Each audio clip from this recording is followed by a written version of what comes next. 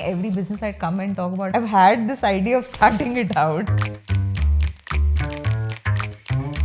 How was the first catalog like? I've sold a lot for Scandinavian brands, French brands. The idea was to marry that aesthetic with something that was made in India. It should also fit in Indian homes. So what's a good way to test a product? You will never know until you start. And the number one product that people buy a lot and change a lot are cushions. Did you have a data supporting that? People are not as price sensitive in cushions. They are very price sensitive in table and they're quite price sensitive in bedding. And you think the styling videos worked for you? What we've done is a full shop the look page and people can click on the picture and see what products have been used. The kind of investments one should make. Initial years, I was doing a lot of things myself. How much working hours were you pulling that time? 12-hour days, no weekends. Wow. No That's weekends? No weekends. Okay. Burning out is also a huge creative block. Burnout is part of the process. Let's unshame it. And do you think it's also one of those key reasons why the creative businesses shut down? Most creative founders within the first 2 years are gonna experience a burnout. And you started with a home line also.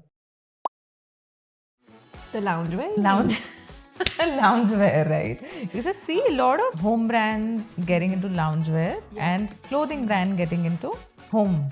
What works better? When you introduce a new line, your home decor people might feel betrayed, like, why are you starting this? One mistake also that I did was I used the same prints that I had used for home decor. And I remember this comment, like, wearing the same print as my table cover? No way. Some tips if I have to do a pop-up. What are your bestseller products? Don't be attached to your whole collection. Bet on your best products. Home decor pop-ups more expensive? Home decor normally requires more space. Only a rack will not be enough. Margins in a premium category. Cushions can get more margin. It's more of a design element. Table is gonna be the lowest margin because it's a basic product and in the middle of that is bedding. How does someone find the right vendor in home? It can be difficult to find quality and it can be difficult to find low MOQs. We've tried using different vendors. It is horrible to work with them. One thing one should keep in mind when they're doing the shoots. Is there a way to do a small batch?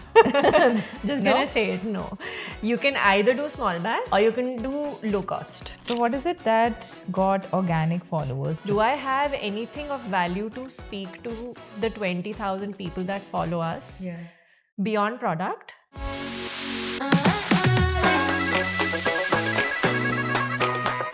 If you want us to keep bringing such amazing entrepreneurial journeys on this platform, please subscribe to our channel, The Sonika Mata Show today. Let's begin with the journey. It's really nice to have you here. The whole intent of doing this podcast is to understand how someone can start a home brand today. From the first call that we had while you were traveling, it went from 30 minutes and other calls went longer and longer.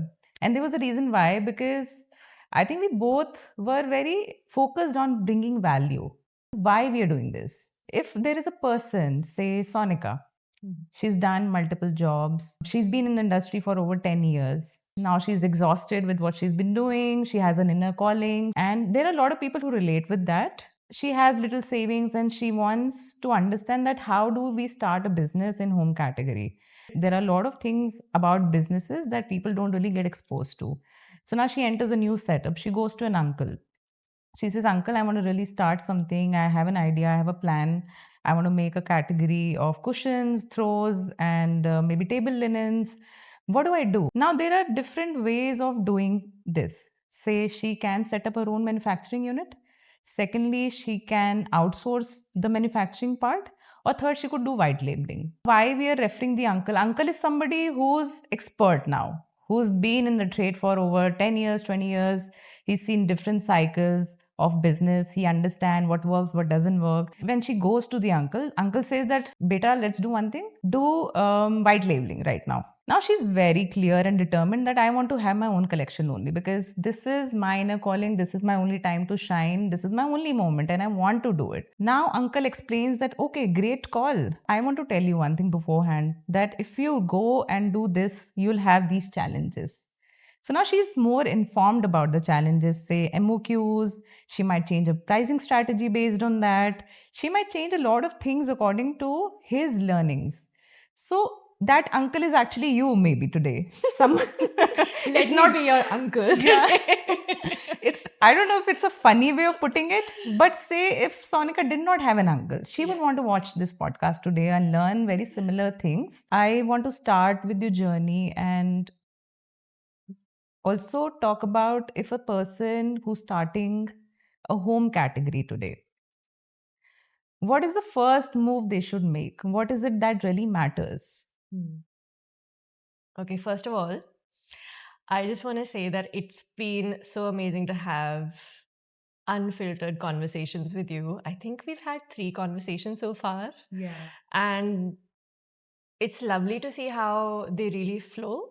When I was to start a business, before that, I had an experience of, I would say, like 15 years of work, which Okay. was all mostly home decor, right? I was doing business development and product development for European home decor brands and working very closely with them, doing market research, designing things, pitching to them, all of that. So, from that experience, I knew what were my strong points. And I wanted to build on those strong points rather than do something that I wasn't good at or I would take effort to do. I wanted to do things that I enjoyed and that I was natural at. Right? So that answers the part of Ikigai, which is what am I good at? So I know I'm a visual person, right? For some people, they might not be, so they might consider to delegate that. I learned photography in my uni. I've loved painting, art. I'm a watercolor artist. So definitely colors are very important part of my life. That's also something people look towards me for. Like over the years, I've been known for picking the right colors for different European brands. So it does come from a place of truth rather than cockiness, that I know what I'm doing with colors. So I want to use that, number 1, right? Number 2, I know I'm a front-facing person. I've done business development. I love it. I love engaging with people and I love to solve problems and like find the right solution for a problem. So I love doing that. So I know that behind the scenes is not my vibe. I'm not going to be good if you put me in a manufacturing unit or managing staff in that way. Third thing, I know I'm good with words and I love words. I love the feeling of capturing a feeling inside into words, into art, into something visual. That's just something that I've loved over the years. So social media is important to me. So first aspect of Ikigai is what is my passion. We're assuming whoever came to me as their uncle loves home, loves creating a nice feeling in the home, and does want to kind of create a brand in the home area. Second thing is, what am I good at? Third thing is, what does the world need? The thing to understand about the home sector is that it's quite busy and cluttered, and there's a lot, especially because India has been a big producer. There's a lot of export surplus. There's everything around. People are also used to going to like Lajpat Nagar and buying something export surplus for like not much money at all. If I am creating a brand, I really have to answer this question, putting myself in the shoes of the customer. Why would anybody shell out X amount of money to buy my stuff? And not go to Lajpat Nagar? What am I providing them? Right? And that's really, really important. What solution am I providing to the customer? For me, that comes from a soulful space. I want to provide things that have a soul, that have an artistic quality and a tactile softness, and also to help make people's homes a place that really feels like sanctuary to them. The last one is, does it pay money? Can I earn money from it? So that's also important. All of this business model that I'm thinking of, is it really going to work? Who are my competitors? Does the market look like? What are the different type of customers that there are? And who am I targeting? research is key. I spent probably 6 months just doing research. And I also chose to, there is this website called Business Model Canvas, which is highly recommended by me for any creative professional or creative person wanting to build a business. It gives you a framework of things you need to answer. Very, very useful. That's what I used. See, bottom line is that business is always a gamble. I have these 10-15 lakhs that I want to spend and create a business. I have to assume that it can go either way. This is my hard-earned saving money, right? I could spend this on something that I enjoy, but I'm choosing to believe in myself and spend on myself. Do you want to give like 2-3 examples of what really worked for you in terms of the kind of information you were able to gauge from it? Essentially, Business Model Canvas will just give you a few areas of business, front-facing areas, back-facing areas, and ask you questions. There'll be 3 questions under every area, and there's probably like 8 or 10. And it just gives you a framework or a scaffolding to think about a business plan. Because creative businesses can be a lot about the creator. I've created something beautiful. I love it. I would love to sell it. It's a reflection of me. Why should somebody buy it? Also, bottom line, business is about how people respond to your creativity. If they don't like it, they're not going to buy it. Now, with that in mind, how do I manage to be true to who I am and genuinely create from a space that comes from within rather than creating something that I think will just sell, or validation like, okay, my competitors are doing this, let me do this, or this is the trend, let me do that. It's for me, if I was to create like that, it would be devoid of feeling and devoid of soul. It wouldn't be original. So I have to find an anchor, even if it's a trend, to find an anchor inside myself that this is my viewpoint or the way that I relate to it. You made your first catalog. How was it like when you tested it? It was 2019. I had just taken a break from my family business. It was a gap year and I needed to recover from burnout. So I picked up all the things that I had been passionate about. One of them was watercolor.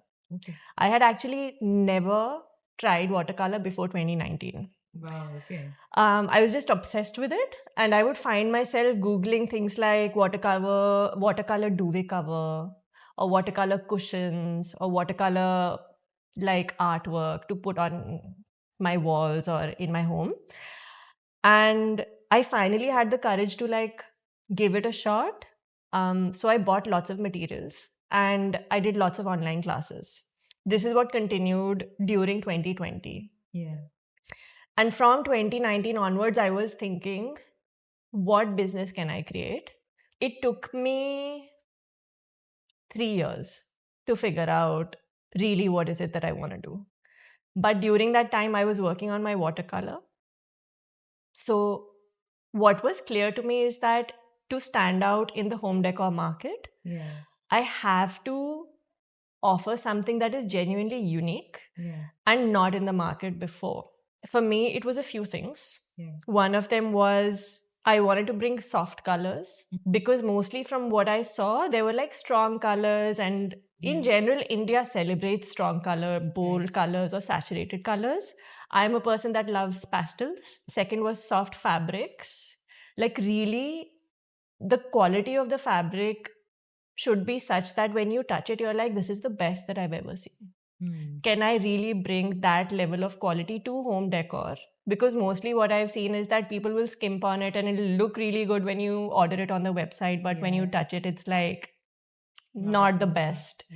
And that's kind of where I started from. And then I eventually realized actually what I would love to do is to use watercolor as the USP of the brand and really bring soul into the visual vocabulary of the brand. How was the first catalog like? How did you make the product? Then what was the idea behind the customer, like the market positioning and the kind of customers? So I think I started from the idea that I want a certain amount of SKUs. I want to focus on textiles as a starting point and do a few different type of products that go for living room, dining, bedroom. And did you see any gap? The gap that I saw mostly was in the visual language, the colors, and the softness. Practically. Also in terms of styling. So my background is that I've sold a lot and designed a lot for Scandinavian brands, French brands. That is also where my aesthetic comes from.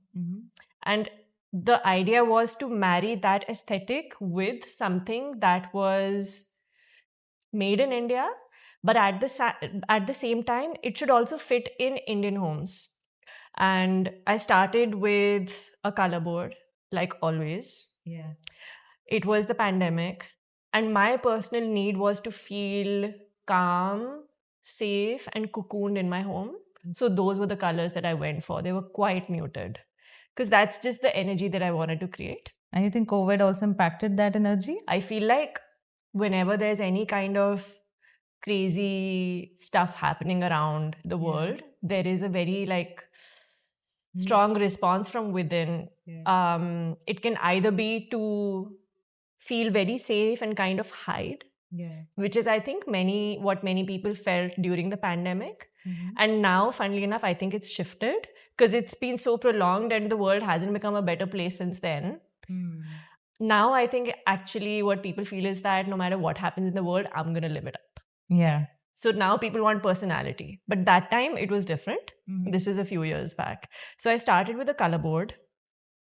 And then I started working on patterns, watercolor pattern repeats, lots of painting.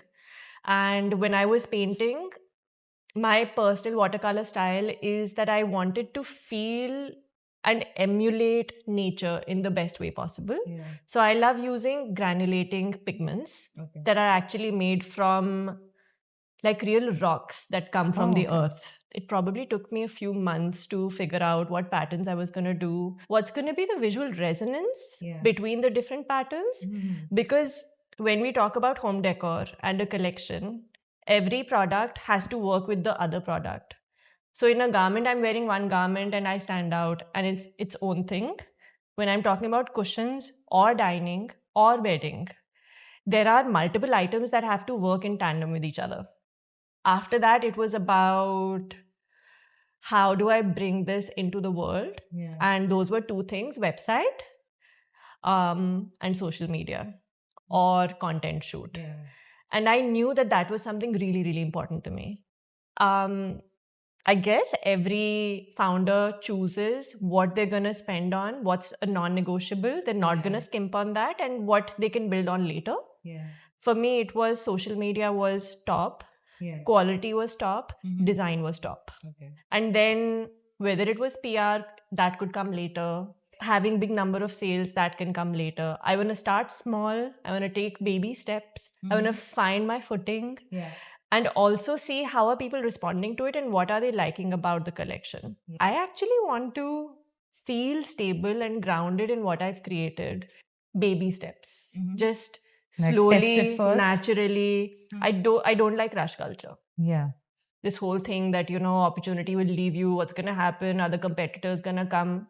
And one thing about the collection was that I didn't want to put out even one product that I wouldn't want to buy myself. How do you test your product first? Say you already had a manufacturing background. You were sort of supported with a good resource and a backup. So somebody who starts now wants to understand that what is a smart way of producing your own designs. So either you're from a manufacturing background or you're not. Let's discuss both point of views. Let's say you are from a manufacturing background. Let's say you have a dad or a family business that's into exports already. You can be tempted to think, oh, this is my bestseller product in exports. Let me sell this in India. And I actually see a lot of brands that do that. But sadly, my point of view is that they don't really have a soul. It's almost like it is a collection, but it's like, let's say, 10 bed covers of same style. It doesn't give me an emotional connection with the product. That's number one. Number two, it doesn't give me a practical idea of how to combine it with other products, or how could I imagine this in my own home. Yeah. Third thing, there is no clear visual language. I think these things are very important when we're talking retail, because there is a big difference between B2B and B2C. Yeah. All the exporters are B2B, and they don't Yeah. actually have, and their parents also don't have retail background most of the time. This shift is tough. Okay. If you don't have retail background, give yourself time, learn about it. Also learn about the Indian market. It's very different from international market. Okay. So what's a good way to test a product? Something that actually worked for you very well, because you launched something which is very unique, which is very creative, which is different from the lot. I think the real answer to the testing is that you will never know until you start. Yeah. Because you can do all the testing, which one should always do, like figure out who is your TG. TG meaning target group, what age group, what generation am I designing for, providing solutions for. Like for me, what I wanted to design was the best, most premium product that I could. Yeah. Like we got our own linen yarn, and we got the fabric made ourselves, because I wanted to do a herringbone linen. The touch is going to be like nothing you've ever touched. Let me provide that. Also, when I design a cushion, for example, a cushion, most likely what people do is they'll do a very nice front and they'll do a sasta back. Yeah. Right? And they'll have a zip in the middle. Yeah. I wanted to design for me. And I was like, I'm going to create the best cushion there is. I'm going to make it reversible. I'm going to put this expensive printed linen both sides. Yeah. And I'm going to give like this light edge so that it frames it. And I knew I was doing premium. Because I knew that and I knew my target group, I also tried to imagine what solution I could provide for them. And for me, that the answer to that question was styling. If there is a business that answers the question of how do I style a sofa like this, or how do I style my bed, it looks like that, and probably do it for free. We also tried to keep low MOQs to test it out. And the number one product that people buy a lot and change a lot are cushions. Did you have a data supporting that? When I started out Sanctuary, I wanted to do everything, but we learned that people are not as price conscious, price sensitive in cushions. Okay. They are very price sensitive in table, and they're quite price sensitive in bedding. Okay. But cushions is something that you can kind of go all out, show your creativity, make it fun. And you think the styling videos worked for you? The idea of Sanctuary is that there's beauty, there is calmness, there is depth and layers and materiality, and kind of becomes like a wholesome visual sensory experience. And we tried to create that with every setup that we did. And we just found that people would say, can I please recreate this look? Please tell me what are the products. After 3 years, we've now incorporated in our website. Because we know styling is an important part of what we provide. What we've done is a full shop the look page on our website, where almost every setup that we've done that people have liked, we've kind of shown that, and people can click on the picture and see what products have been used. So it's not just product. It is also a service that we're kind of providing for free. The kind of investments one should make in the initial years. So what are those non-negotiables? I think this has to come from genuinely understanding what am I good at and what do I definitely need to delegate. Right. For me, I knew I was good visually. I designed the whole collection myself. I did all the writing for the website myself. I paid for a very expensive theme on Shopify because I wanted the first experience of the website to be amazing, because that's my storefront. I definitely needed a team, but initial years, I was doing a lot of things myself. Team was 1 or 2 people. That's it. For a year? For 1.5 years. Sometimes 1 person, sometimes 2 people. And that also moved. How much working hours were you pulling that time? I don't know, like initially 12-hour days, no weekends. Wow. No weekends? No weekends. Okay. But that's just the reality. Yeah. But that's also a learning that is not sustainable. I Right. wouldn't advise that to anybody. So you think that burning out is also a huge creative block? 100%. Yeah.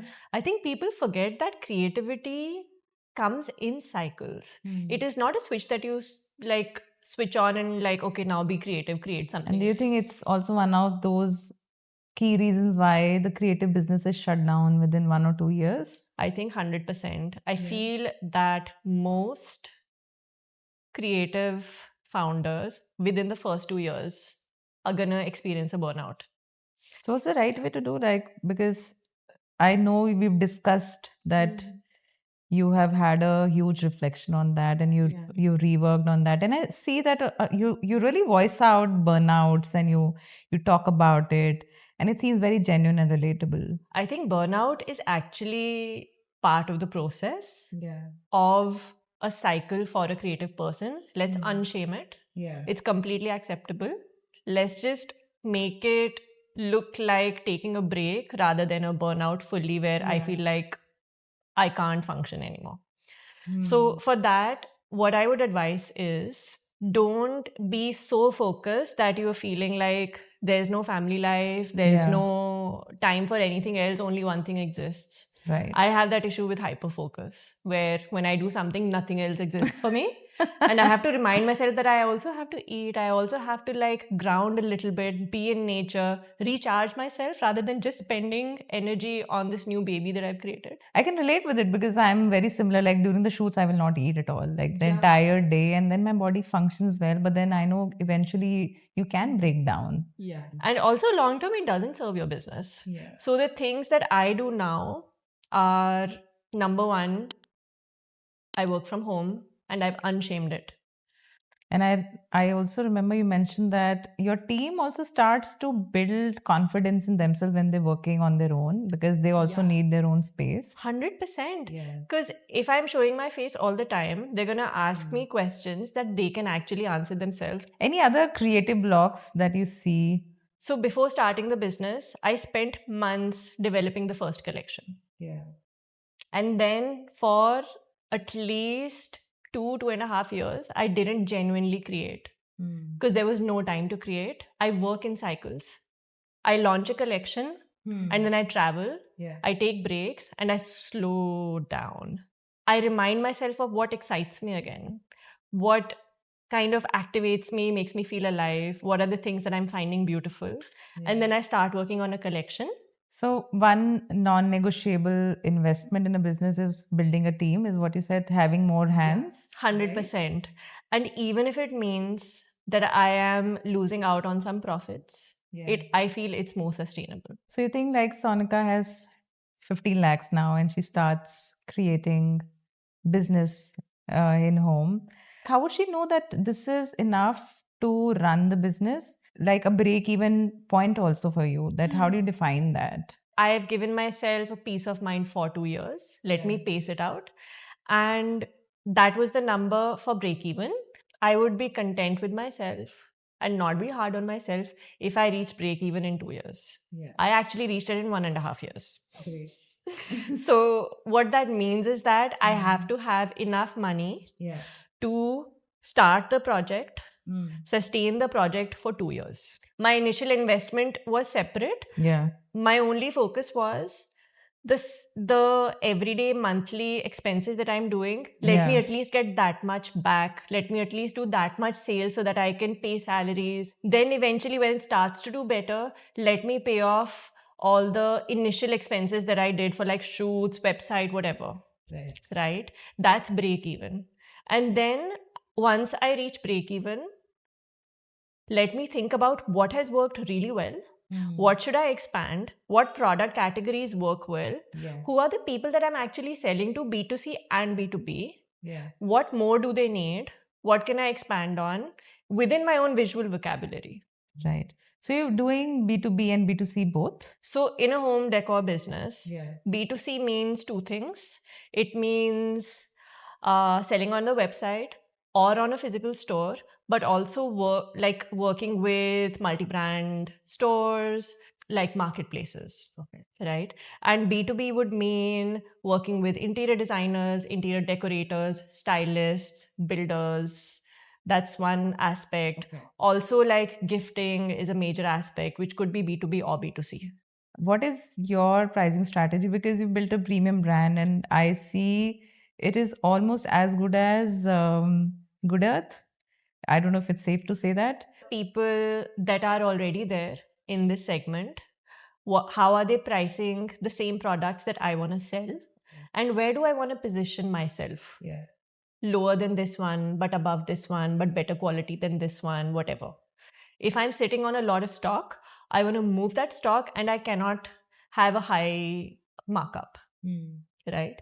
If I am somebody who is doing limited quantities, very specific product that can't be found elsewhere, I can charge a premium for that. Don't forget GST when you're pricing. Yeah. If you are a brand that is direct to customers and not working with any other retailers, you don't need to consider that amount of percentage in your pricing. Yeah. And you can give the benefit of that to the customers. If you are going to be working with multi-brand stores, they are going to charge anywhere from 20, 25 to 40%. That's just part of the marketing. So that is something that one has to consider. Like, I remember a friend of mine many years ago had explained this to me. He was fresh out of IIM. Yeah. And I was already thinking about starting businesses. And he gave me the example of Walmart. So if Walmart was to come up with a super premium collection, I don't know if I'm going to trust that, because I'm so used to looking for deals in that place. Yeah. And getting good price, but not the best quality, perhaps. Right. Whereas if I go to a Louis Vuitton and get even one product that is slightly more approachable money-wise, I'm going to be like, yay, I get to have something really nice, good quality, and it's not so expensive. So we wanted to use that for Sanctuary. Right. But not doing that just through markups. Yeah. Any price has to also reflect the quality of the product, right? Yes, yeah. So this is why we started with 100% linen. Yeah. Initially, for I think at least 2 years, our product line was 100% linen. There was not even cotton. And you think this strategy takes time, but it gives you results in the longer run? I feel like it builds trust. And it's also a good thing. Like, let's say you want to learn to have very good handwriting. Right. You're going to start with very slowly learning how to do it well, bringing quality, and then making it quick. Yeah. Right? That's the way to start. So if I bring the right vendors, the right quality, the right trust, the right customers, then I can expand later. Do we launch with all price categories, or should it start with a premium price and then launch with a more approachable price? I'm going to give you a very intuitive answer. And I'm going to say, follow your instinct and follow what you know. Right. I know premium because I like premium. Right. I'm a person who appreciates quality, loves fabric, grown up with it. Yeah. So for me to think that, okay, how do I bring a very cheap, cheap product that anybody can afford is just not who I am. Yeah. I can't place myself in the step of that customer. So I don't want to do that because I might fumble. The ethos of the brand is also a reflection of your experience, of your childhood experience and your exposure around. Sabyasachi started, or I'm just giving his example because he's one of the intricate artists. He started with a very fine work, but his exposure was very different. Yeah. So how a person who might not have such an exposure, who might not have seen such things, how do they go about it? I feel for Sabyasachi, he loves beauty. Yeah. And no matter where he came from, I'm sure he always loved beauty and always surrounded himself and educated himself with beautiful things. Right. And that's also what you see in his work. So it is aligned with who he is intrinsically. Yeah. I feel that's important and also safe. So what I meant was, a lot of people who don't have a premium exposure in life, access to premium things, they may underprice the product. A lot of people who have money also live in poverty mindset. Yeah. So they cannot see themselves pricing a product a certain way. So is there a math that we can apply to that? I think pricing, funnily enough, is also connected with self-worth. Yeah. And for myself as well, for the longest time, I used to wonder, can I create something that people are going to find beautiful? Am I beautiful? And therefore, can I create something beautiful? Yeah. Do I have beauty inside me, value inside me? And therefore, as a reflection, does the brand provide something beautiful and valuable? Yeah. And would people pay for it? Right. If I'm creating watercolor, should I not account for the effort and resources and investment of time that goes into it? Yeah. Should I just consider that as free? Or should I actually consider something that's aligned to that in the pricing? Because this time, effort, and this creative energy, people really underestimate that, especially in India, because the market is saturated. I would also love to know how saturated it is at the moment. If a person wants to really start afresh, should enter the market or not? And if they do, what should they do differently?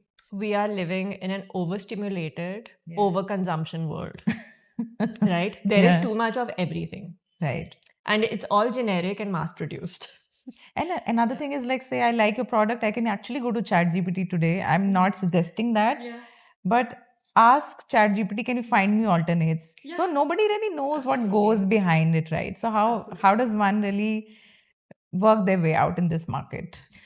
So for me, if I want to create a space or a home that really feels like me or that has personality, I want to ideally choose pieces that are handmade or have the human touch.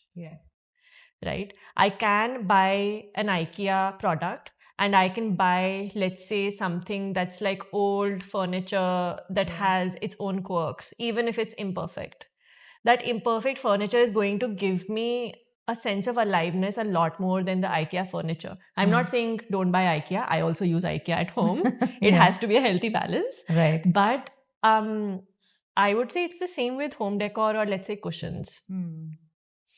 Definitely somebody can copy, recreate something on, let's say, a Procreate where you're just not even using real paper or real pigments, just like painting on an iPad. Right. And here I am spending hours painting, digitizing, making sure the colors are right. There's a lot of effort that goes into design. But my belief is that when you have that cushion next to you, that's been hand painted and like digitally produced. And when you have a Procreate cushion, you're going to feel something when you have my cushion. And if you want to bring that into your space, then that's a choice. Also, in a space, rather than being influenced by overconsumption, if we are considered, if we are really thinking about what do I want to bring into this space and then choose wisely, it's like a capsule wardrobe for the home. So choose wisely, use good quality. Think about how soon you're going to get bored of that product. Okay. Yeah, that's a great point. How long is it going to give you joy? Yeah. I know, like, everything was a lot intuitive for you in catalog wise, because also you've worked for 10 years and subconsciously we start to create our first catalog because of our experience, right? So it's very hard to put numbers. But say you have your major categories, and can you tell the percentage that you had put in each category and why? Maybe that can be helpful for us to understand how the market works. And say you said cushions are selling more, but do you understand why less of table linens? So when I thought about how to curate the first collection, there's a few things to consider. First thing is, who is my vendor? What are they good at producing? Right? For me, my vendors were my parents, right? I come from an home exports family. I've done that for many years. I know exactly what their strengths are. So I wanted to use that. Within that, I know that textiles is what they're good at. I wanted to do something around that. So bedding, cushions, table. Got it. Now within that, there has to be percentage based on what kind of expectation does my customer have in terms of variety for these particular products? People generally want a lot of variety for cushions. Yeah. And comparatively less for bedding and even less for table. And I'll tell you why. It's Yeah. based on the Indian mindset and how we use table and bedding. Yeah. We all have Indian food and stuff gets spilled. We cannot afford to have very expensive stuff unless it's like a sit down dinner, it's like a Christmas or Diwali lunch, or like a nice soiree or something like that. We're not gonna overindulge. So we want things that are gonna last us, that are gonna be quite basic, and I'm not gonna get bored of it very soon. Most likely, right? That's also where we started from. People are gonna be more price sensitive just because they're not gonna change it up all the time and it gets spilled on and stuff like that. Bedding, it is a private space. It's not front facing. It's just for myself. So what's the point of making it like super, I don't know, fancy? It might be a direction in which customers think. I'm just assuming now, right? I'm trying to be in their shoes and imagine. Some people also like really beautiful like setups. Like if somebody is coming to their home for Diwali, they want to show like I have such a beautiful space, right? So that's also a consideration. But more than anything else, what we suggest to our customers is to really think of your bedroom as your sanctuary where you relax and you want to feel cozy, comfortable. So using products that are probably not as expensive, long lasting, you don't get bored of them, but more than anything else, soothing. So basically, the categories are also based on functionality and maintenance, right? Functionality, maintenance, design, variety, all of these things. So for us, we tried, at least initially, we tried to have maximum amount of cushions, a few options of table, and even fewer bedding. But that's also based on what our strengths were. And you started with a home line also, like The loungewear? loungewear, right? Yeah. Yeah. So I would say that that's been one of my learnings. Right. And this is what I would advise, especially to creative entrepreneurs. Don't spread yourself too thin.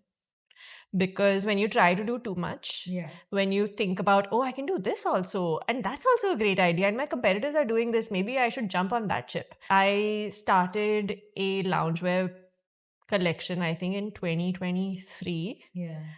Along with a full-blown home collection launched at the same time. It was insane to do that. Right. We shot like back-to-back. One day we were shooting home and the next day we were shooting loungewear. I would never suggest that to anyone. It was crazy. Because I see a lot of home brands getting into loungewear and otherwise also like a lot of clothing brand getting into home. So what works better? I think garments need a lot of visibility. Because I think the market is even more cluttered. When you introduce a new line, your home decor people might feel betrayed, like, why are you starting this? I thought you were a home brand. I thought you were going to do justice to this. One mistake also that I did was I used the same prints that I had used for home decor. And I remember this comment saying something like, you like wearing the same print as my table cover? No way. And this was like on Instagram and I was like, oh my God, that's a bit extreme. No, but it's true because I got one pants from Anoki and also a quilt. And then like my son noticed that she's wearing the same thing and I think he found it funny that you're wearing the, like the bed cover and the quilt basically. Exactly. And now there are memes of people like, oh, that dress looks like a bed cover or whatever. And we're literally doing that. So huge no-no. So you think in initial year, one should only focus on home? I would say give it at least 2-3 years. Figure out your market.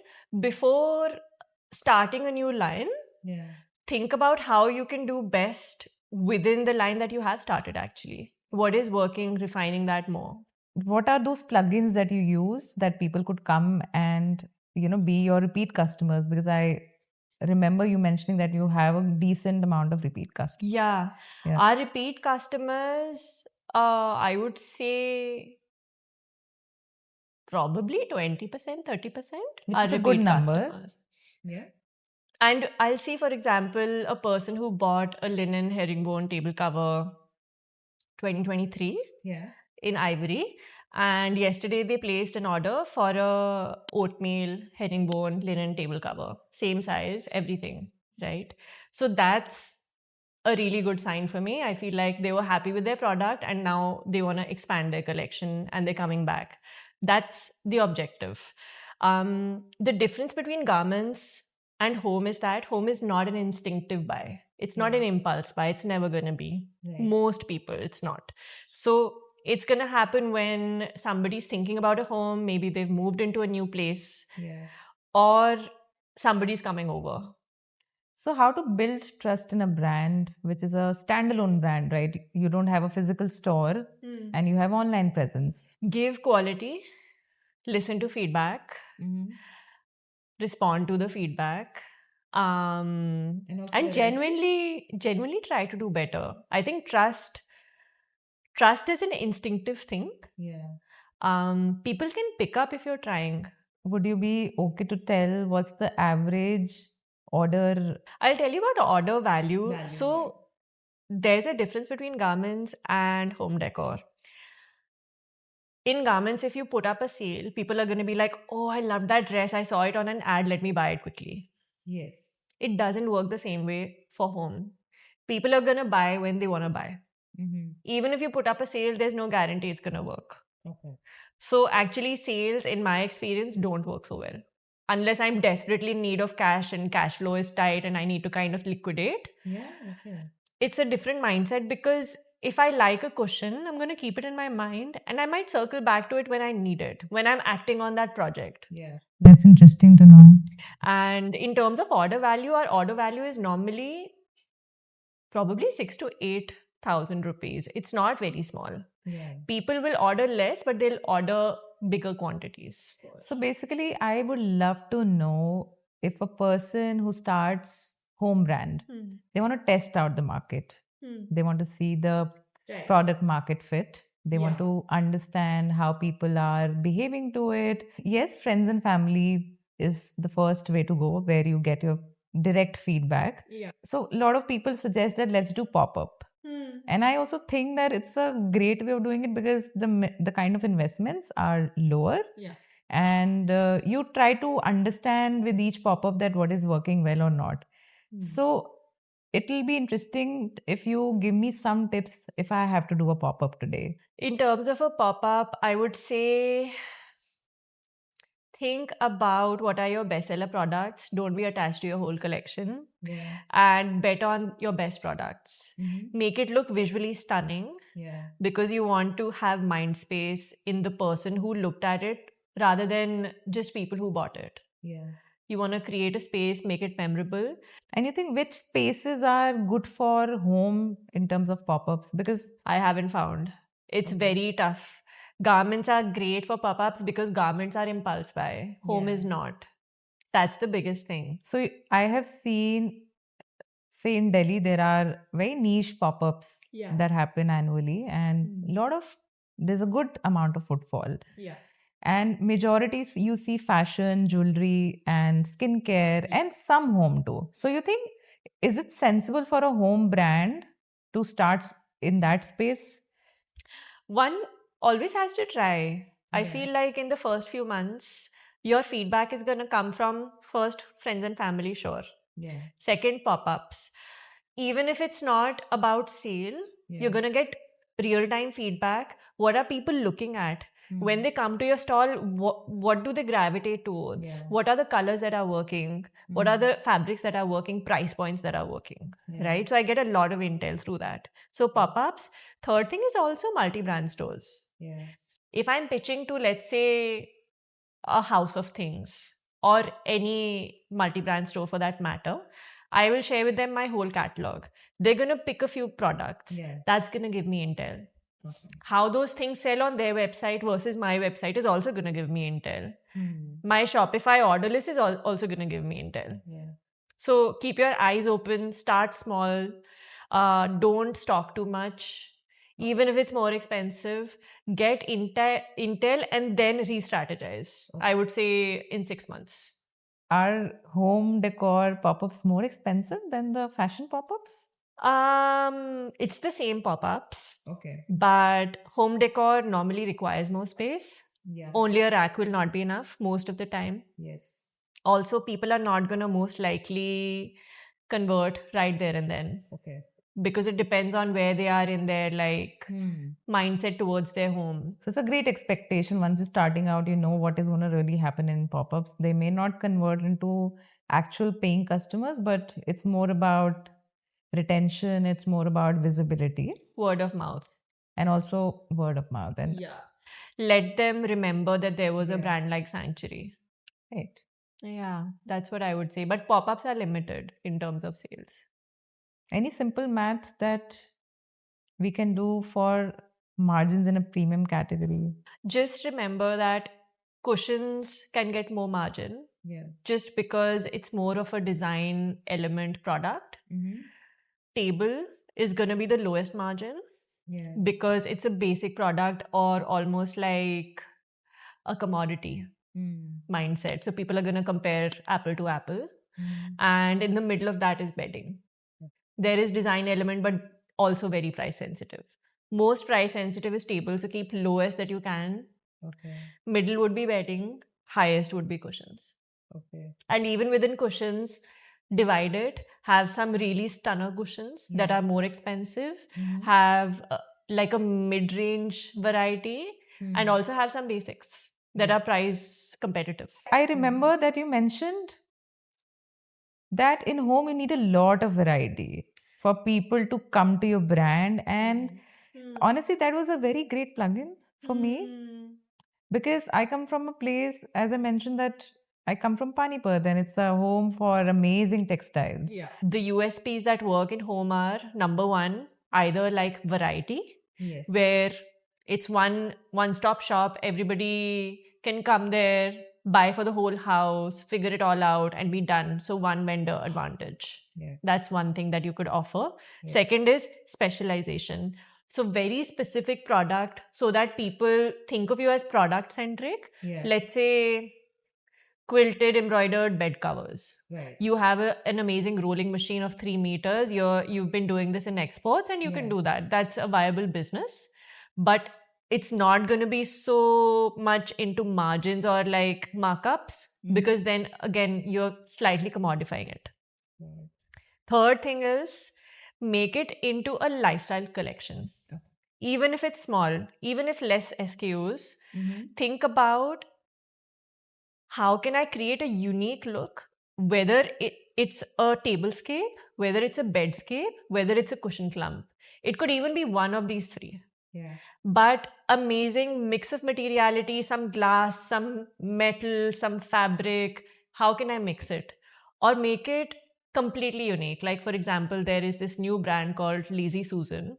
And these guys are sourcing vintage plates from Europe and selling it. And now they're also on firstdibs.com in the US. Okay. That's a fantastic idea. It's very specific, one piece, no other, limited stock, high price. But if you want it, get it before it's sold out. Right. Nice to create that exclusivity. Yeah. So, how did you figure out who your customer was? What is the right way a newcomer in the industry finds the customer? I did a little bit of research and I came up with few like groups. Okay. I knew that I wanted to speak to millennials and Gen X mostly, not really Gen Z and not really boomers. And then it really was about getting feedback from the market and looking at the Shopify orders list. Okay. Initial few years, I remember every order that I received, I would like check them on Instagram. Like, who is this person? Yeah. What is their life? Like, how do I kind of identify them or place them in a group?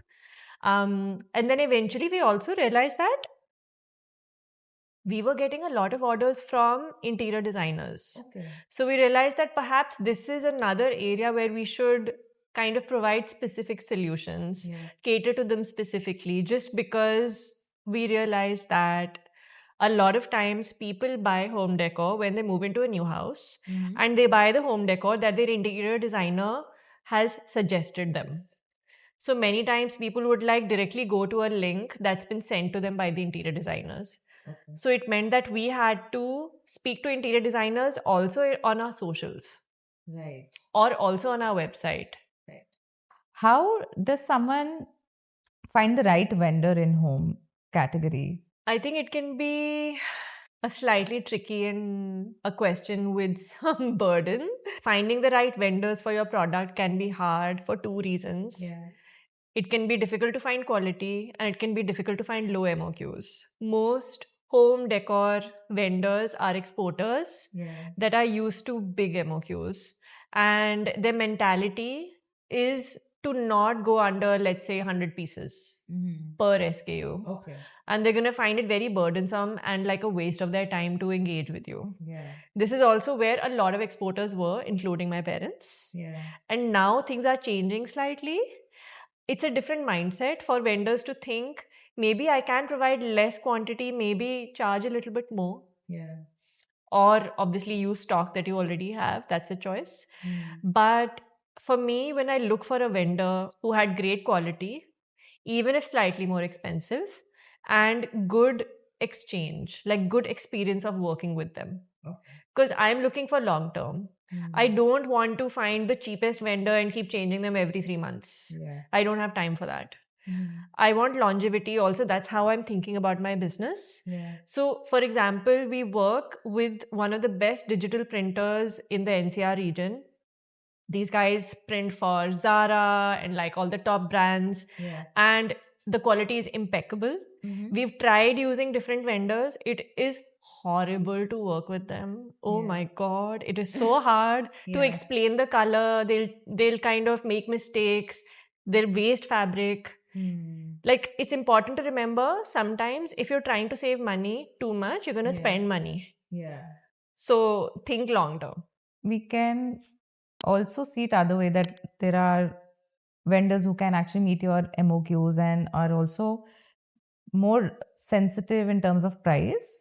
But then setting up certain processes in house can maybe help you change the work process and get more smoother results. How do you mean? So, for example, I worked with a printer and we tried also giving back information that what is not working well. I tried to work it out with them that let's set these processes. And not all vendors do that, but that was one odd vendor that I found who was okay to implement those changes, worked around my MOQs, but also because I was giving them certain value. So it was a great exchange between the vendor and I. That's a nice idea. Yeah. I feel like in general, it's good to remember that choose quality, but also remember you can find more vendors. The world is big. It's a big country, lots of vendors around. Don't feel like what's going to happen if this vendor doesn't work out, this, that, whatever. So balance. And I feel like the newer generation of manufacturers, Yes, they're vendors, more experimental, I see, and they're more more- liberal. yeah, and they're attuned to this whole homegrown business side. And they are happy to give low MOQs as well. How do you develop an aesthetic that feels consistent but not repetitive? There is a fine balance. The brand has to have a visual identity, but at the same time, if I'm using the same things, it's going to be boring. And I have to remember that my customers love novelty. So the way that I found is that, for example, we started with very muted colors because that was also my personal need at the time. Pandemic meant feeling a sense of cocooning. So it was very muted colors. And after 2 years, I found myself for the first time in my life wanting brighter colors. And I was surprised by it because people know me as the pastel queen. But I wanted to enjoy life and celebrate life. And that was the time when I reframed the idea of sanctuary for myself. A sanctuary can feel safe, but it can also mean that it's a place that invigorates me, right? It can also be sparkly. It's interesting. Was this the phase when you actually got married? Funnily enough, yes. Yeah. Yeah. So it's such a great interrelation, right? Like how a creative founder thinks and all his feelings are also reflected in his design, his values, their value system. A lot of synergy is created with what's really even happening at home or what's happening at their in their personal lives, right? I feel like that's the only way one can be genuine. Yeah. To create from a place wherever you might be at, and no person can be in the same space Yeah. all the time. Right. We are evolving and we are on a journey, and let's create from a genuine place wherever we might be at. You see that happening with music artists, songwriters. If they've had a breakup, they'll talk about that. If they've lost a parent, they'll talk about that. And they're not genuinely just thinking about, oh, is this going to sell records? What is that one thing one should keep in mind when they're doing the shoots? Like I know a lot of entrepreneurs tell that the storyline, the brand positioning come from you, but a lot of times we do not have enough self-awareness to understand those aspects. Is there a way to do a small batch initially which doesn't cost a lot that you can test it out? Just No? gonna say it, no. You can either do small batch Yeah. or you can do low cost. Choose one. Yeah. Okay. It's not gonna be both, most likely, unless Mm-hmm. unless your vendor is your dad. Yeah. So, like, I was thinking that when we can test out products, like physical products, why can't we test out digital products too, right? Like photo shoots. That what is going to work, what is not going to work. I wish there were agencies, or there are already. I don't know, but I would love to drop new products every week. Not that I'm promoting fast fashion, but I feel that only 2 pieces. And I would want to get shoot done for those 2 pieces. So how does it work out for me? Like how can I test that? And if someone who's starting afresh, getting new smaller products and smaller batches, how do they afford a great photo shoot? So I'll answer your first question first. Yeah.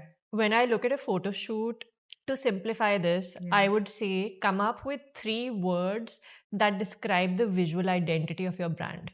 In garments, for example, it's easy to pinpoint comparatively, right? Like, is it bold? Is it bright? Is it muted? Is it about a certain kind of value addition? Is it about bandhani or ikat or whatever? Like all of that.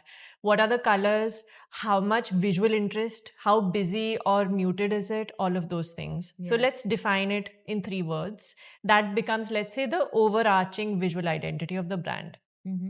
Number 1. Number 2, collect references, lots of references. Pin things constantly, not just on Pinterest, but on Instagram, stuff that you love. Collect it together in one visual frame and ask yourself, why do you love it? Not just I love it, but why do I love it? So try to figure out or decode that for yourself. And then you'll find patterns. I like it because this, and I also like this because of that. So let's emulate that. When you are doing any shoot, you need 2 people. You need a stylist and you need a photographer. If you don't have a stylist, you can work. But ideally, to make the most of a shoot, because it is for a certain amount of hours, you need a stylist to make every frame look good and to do lots of settings. Okay. Right? You can become better at it with time. Yes. Like, I feel like I've gotten much better at it because now I understand what are the things involved. And you may not need a stylist? Sometimes we don't need a stylist also. Like, I've done a campaign where we did it ourselves and it was good.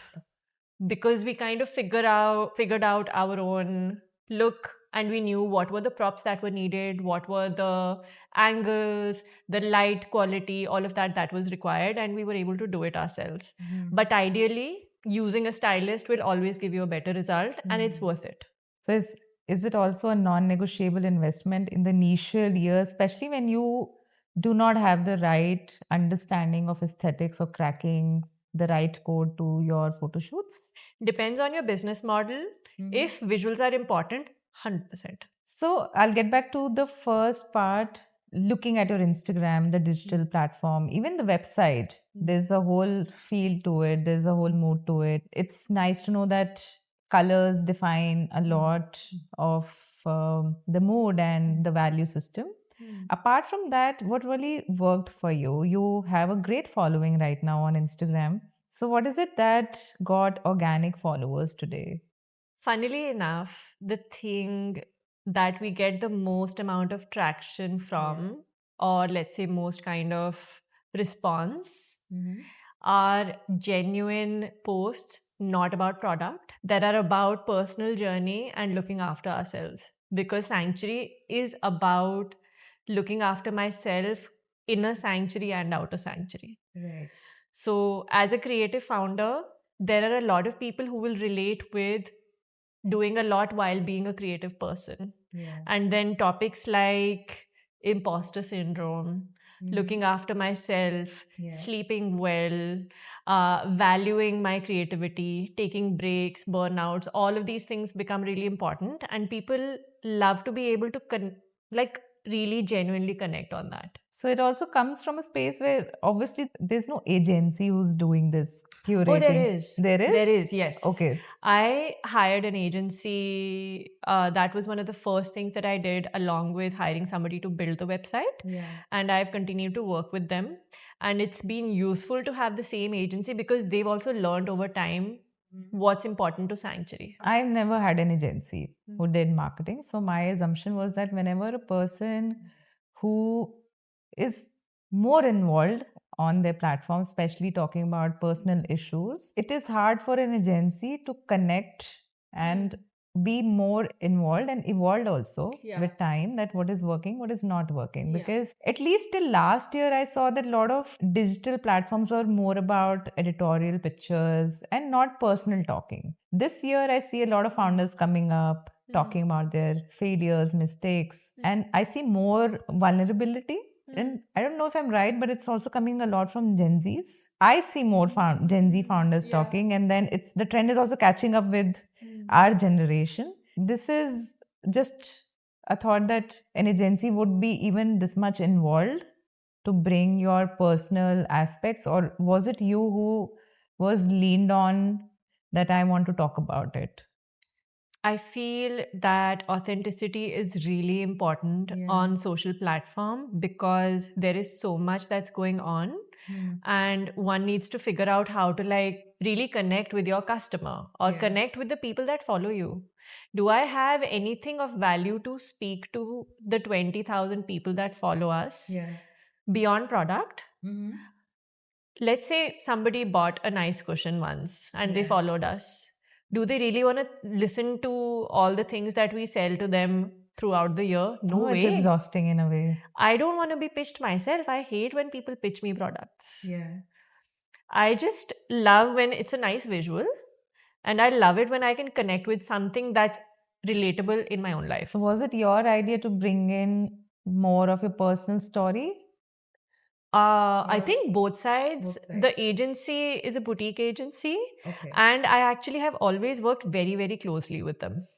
So now they understand also quite closely. So basically, the ethos of the agency and you or as a founder and Sanctuary Living aligns well, right? The ethos, but also a lot of working together in training. So I'll give you a breakdown. For example, let's say we want to talk about imposter syndrome. The first shift was moving from a visual grid and identifying things to post based on how they look to actually identifying talking points or what are we communicating? What are the concepts that we're communicating? Visuals are no longer just enough, right? Every post, even if it's a product post, has to talk about something about it, something valuable.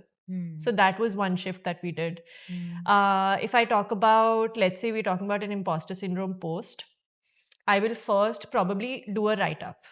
I will sit down, I will collect my thoughts, and I will write. I will share this with them.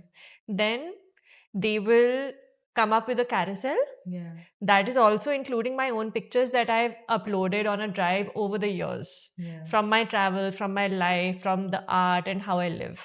So it's genuine. A lot of the pictures that are posted are my own from my own phone.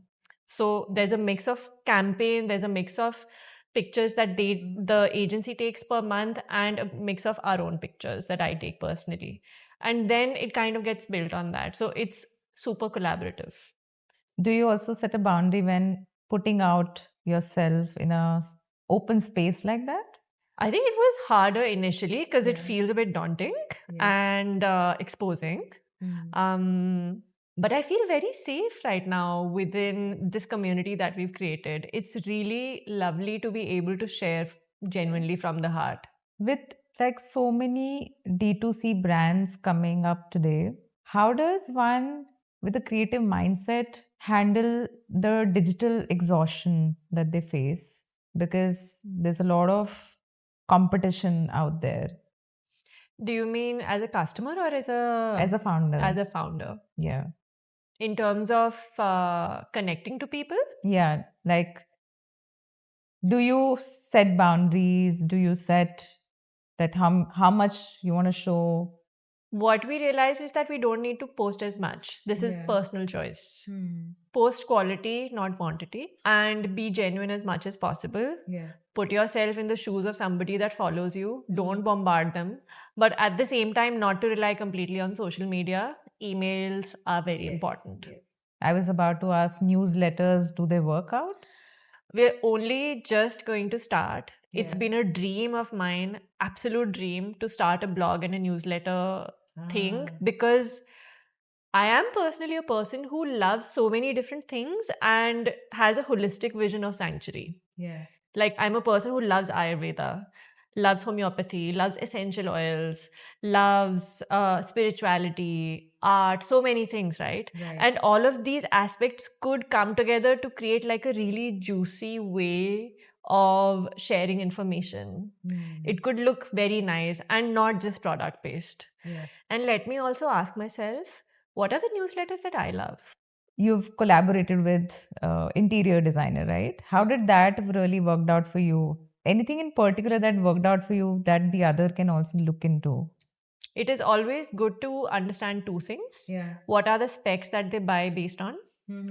Like, for example, within drapery and upholstery, some people will follow certain counts of Martindale or GSM, the quality of the fabric, the thickness of fabric, durability. So good to keep that in mind. Number one. Yeah. Number two, great service. Make it easy for them so that they would like to come back to you.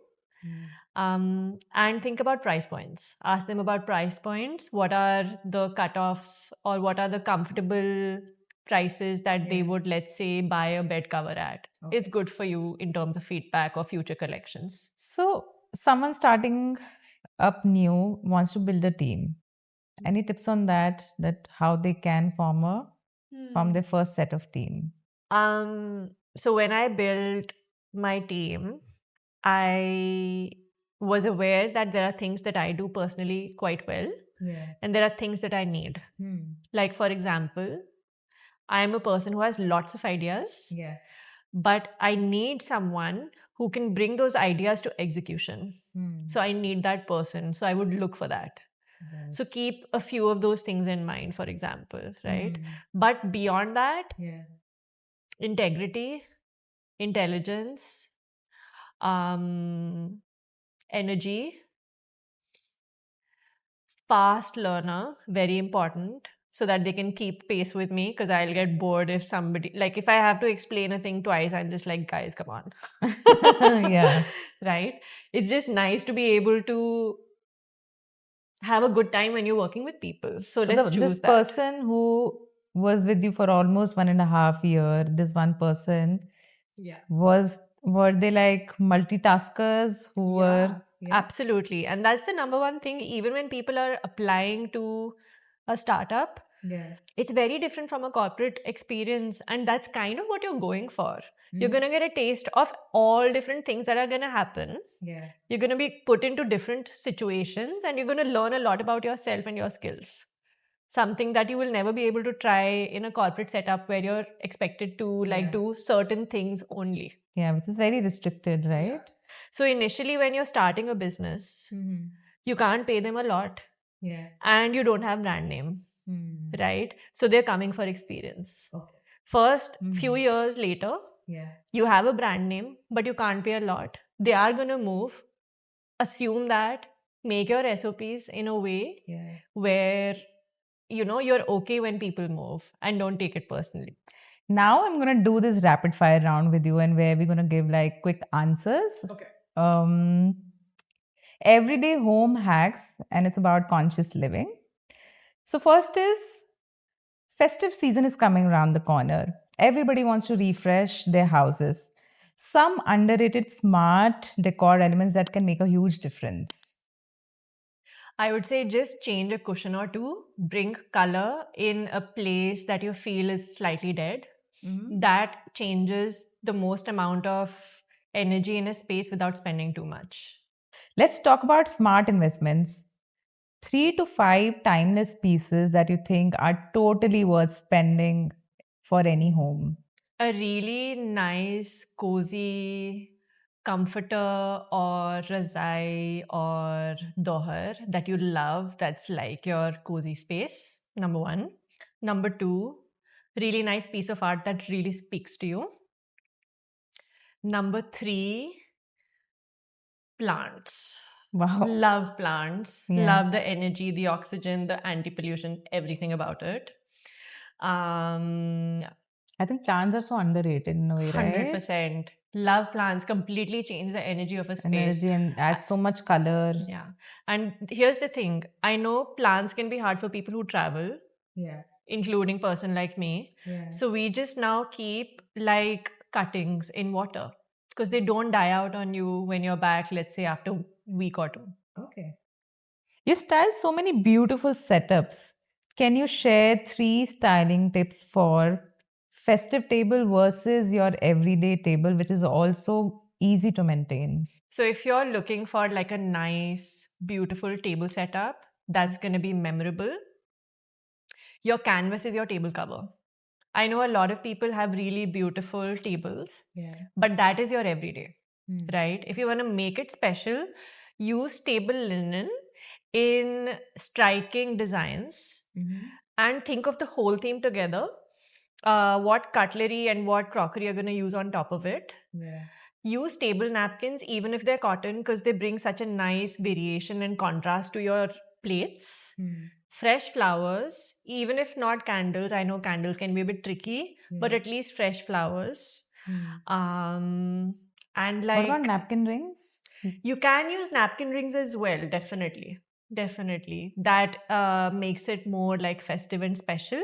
And I love name cards. I don't know how people feel about it, but like even a small little thing with your handwritten detail can really make a difference. You often speak about layering textiles. Can you break down how someone can style and layer cushions in a very simple way at home that is also not overwhelming? Identify how many number of cushions you need in a space. Like if we're talking about this sofa, how many cushions are going to make you feel super comfortable so that your back is supported. When you have that number, remember you have to mix 3 things. You have to mix colors, you have to mix textures, and you have to mix patterns. So play with that. Also, don't make it exactly the same. It's a bit boring. So keep it slightly asymmetric. I would say identify 2 or 3 colors that you want to bring in. And then play around with that. Let's say if I want peach and blue, let me do few cushions that have blue as a strong element with a little bit of peach. And let me have a few peach cushions with a little bit of blue and bring in like an accent color. Okay. And in terms of materiality, mix like a flat weave like a linen with maybe a pile like a velvet, mix of textures as well, like slightly embroidered, along with print, just like a layered visual palette, always make you feel like it's wholesome. And no rule is a good rule. Yeah, there's no rule. Whatever feels like you have conviction, like, yes, this is it. That's the answer.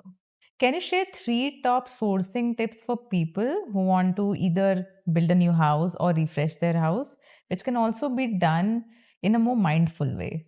Build a Pinterest board, very important, so that you are aware of what works for you. Whenever you're starting to buy, don't think of it in isolation, Yeah. but as a whole. Think of all the aspects, whether it's the walls, the furniture, the coverings, the curtains, the carpet, everything together has to work. So rather than thinking, oh, I love this couch, so I'm going to buy it, I'm going to figure out the rest later, it might lead to you buying things that don't fit well eventually. And third, don't be in such a rush to finish it off. Take your time, because sometimes you will not find the right piece, and that's okay. Common design mistake that people make again and again while setting up their houses. Doing everything samey or matchy or all beige. I feel like it is very important to remember homes are supposed to have your personality, and they're supposed to be lived in rather than feeling too perfect so that you can't relax. In small apartments where space is a luxury, how does one do their house that it starts to look a little more open? The best way to think about it is to be very mindful of how you're using the space. Every room serves a function, and to remember that most of the time, even if you have lots of guests, it's going to be just you. So design based on you rather than guests primarily, and then things can move around for the guests. For example, in our living room, we have this one big couch and one extra chair, and that's it. Because we are 2 people in the house. We will have more people coming in, and when we do, we'll bring like chairs or whatever. But we've not designed it for guests, we've designed it for us. And so it means that there's a lot of space that's empty rather than filling it up with. So I have a lot of interesting stuff from my mother-in-law, which is a little more traditional, but they are beautiful because it's created by artisans and they're very unique. However, my taste is very modern, which is a little more minimalistic and more rustic. So I do not want to get rid of those pieces. How do I club the tradition and modern together so that it looks more cohesive? I think there is something to be said about juxtaposition of different styles put together. It does take a little bit more thought into curating that, but I feel it definitely gives a much more layered, lived in, beautiful, interesting look. Rather than a space that is only modern or a space that's only traditional, there is something so special about marrying the two and thinking about how to do it. If you want to do it, I would say start from references. There are people that do it really well. Try and find your references and take inspiration, and don't think so much about mistakes. Try it out. We hear a lot about conscious consumption, and even you also believe in that. How a person who manages house can get into conscious consumption and also upcycle things in a more interesting way?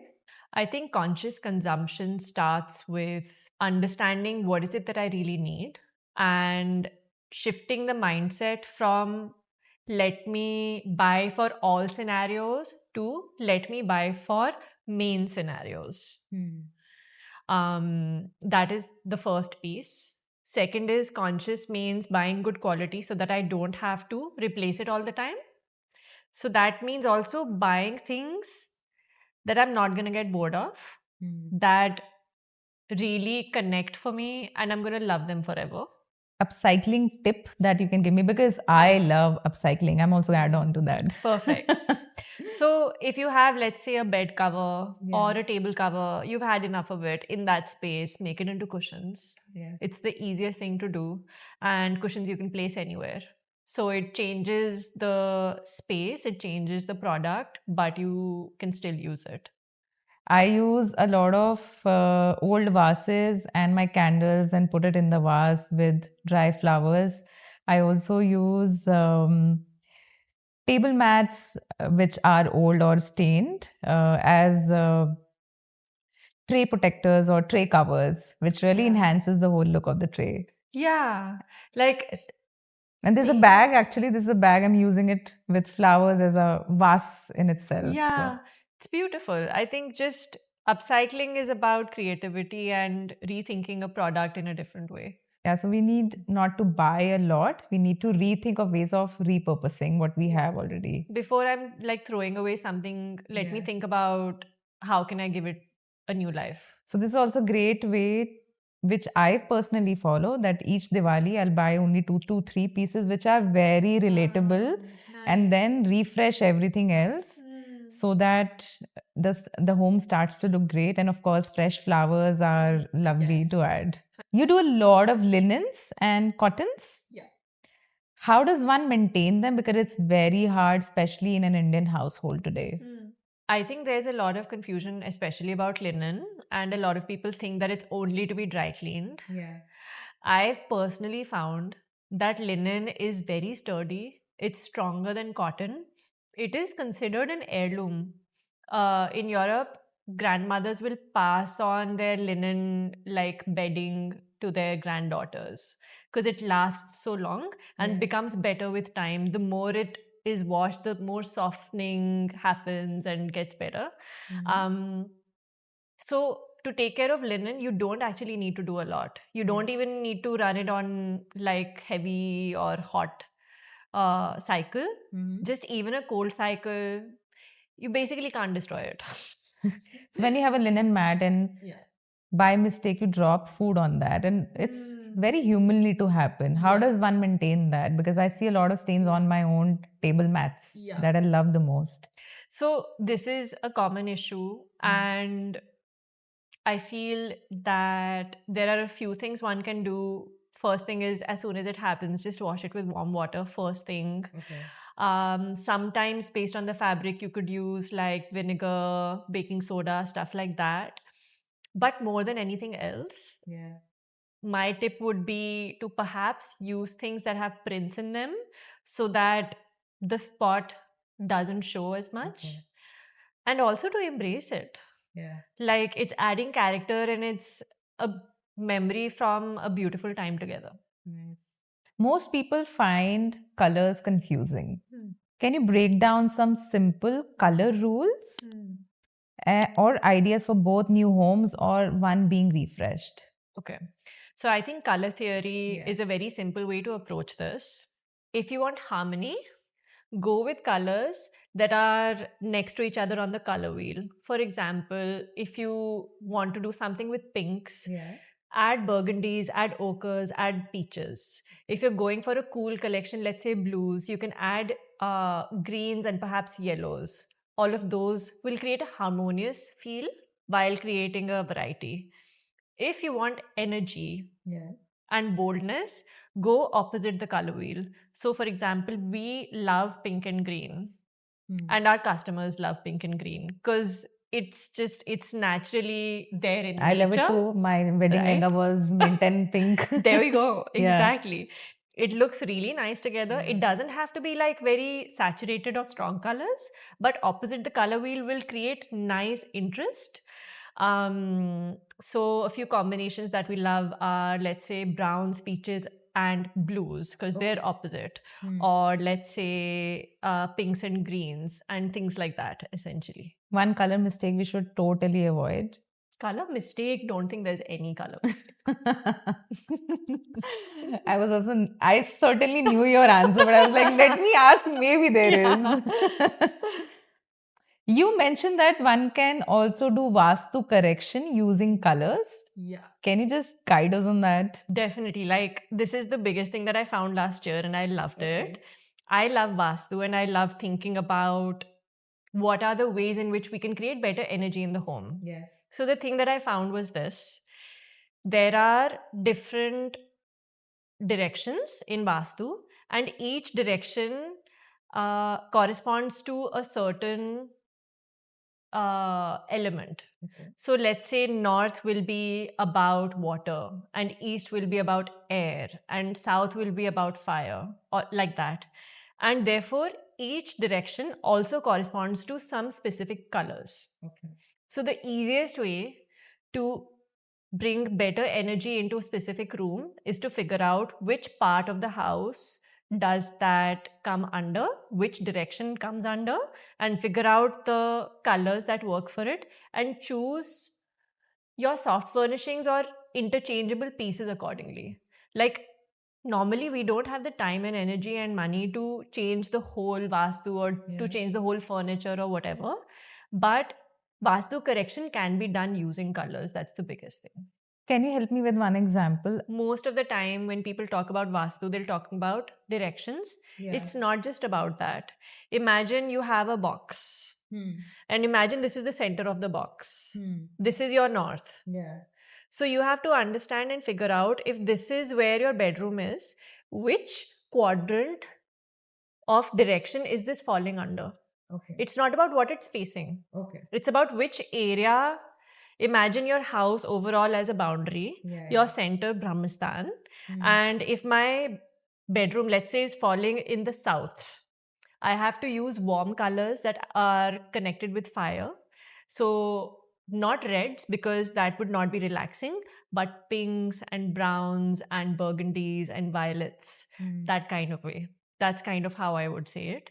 But to answer your question, the one rule about Vastu in terms of where to put your head is that your head, when you're sleeping, should never face north. And I'm not super clear about why, but that's one of the things. And just based on my experience, I feel like anytime, whether in a hotel or at home, if my head is facing north, the quality of my sleep is not so good, and I get too many dreams to wake up energized the next day. Wow, okay. Is there a possibility to check how we can implement a nice color in this room? Like For Vastu sure. correction, yeah? 100%. Let's do it. Yeah. It was such an insightful and a very long session, which I absolutely loved. And it's so nice to connect dots and also talk about my work, your work, and how a lot of people like Sonika, Neha, and Sahil are going to really benefit out of it. But thanks for taking out time. And thanks for being this wonderful guest you've been, who's okay being unfiltered, giving feedbacks, constant, because it really helps us grow. It helps to understand that, because we do not want to be only in one direction. And we feel that this show has to be about a lot more people and what they can really learn out of it. Thank you, Sonika. Genuinely, I have enjoyed this so much. And more than anything else, I love how natural it was, how genuine it felt. And it's because of the energy that you bring to this podcast. Thank you. That really means a lot. Like the focus that you have towards the people who are going to hear this and how you can bring value. Yeah, it comes from a genuine space. So appreciate it. Great. But I want to know the color correction. Let's do it right after.